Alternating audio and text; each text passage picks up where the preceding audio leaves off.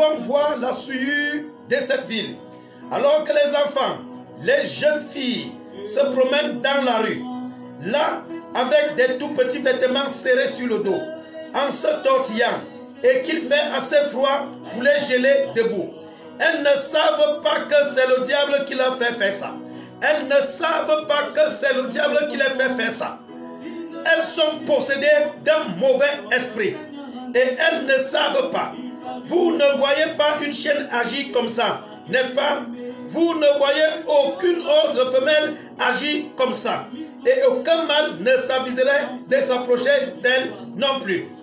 Alors qu'aux yeux de Dieu, de la parole, elle est ce qu'il y a de plus vil de tous les animaux que Dieu a placés sur terre. Regardez bien.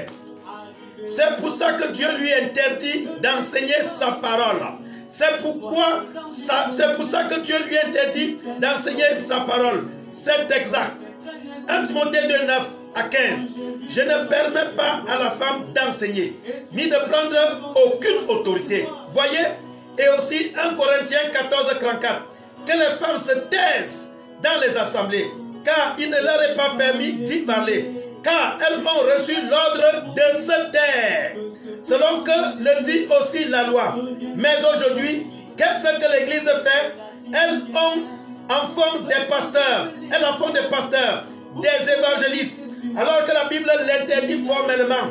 Et la Bible dit, selon que le dit aussi la loi, ce qui maintient tout dans la continuité.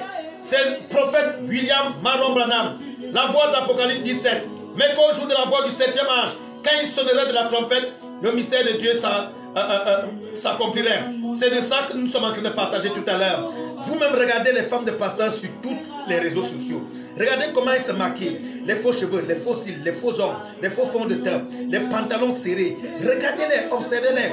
Vous allez comprendre que le prophète William Marion Branham n'est pas mort. La voix retentit encore. Elle est en train de nous rappeler où nous sommes en train d'aller. Nous sommes dans les temps de la fin. Mais qu'au jour de la voix du 7e ange, c'est lui le 7e ange. Et la voix en train de retentir. Mon frère, ma soeur, je t'encourage à écouter la voix de Dieu. Je t'encourage à lire de ce document, mariage et divorce. Je t'encourage, mon bien-aimé, à lire le livre. Comme ce soir, nous allons écouter les joints du temps de la fin.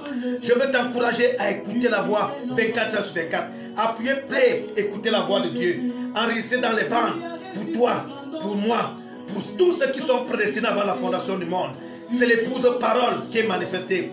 Sortez des églises et ancrez en Christ. C'est le message pour toi. Que la grâce de Dieu soit avec toi. Au nom du Seigneur Jésus-Christ. Shalom.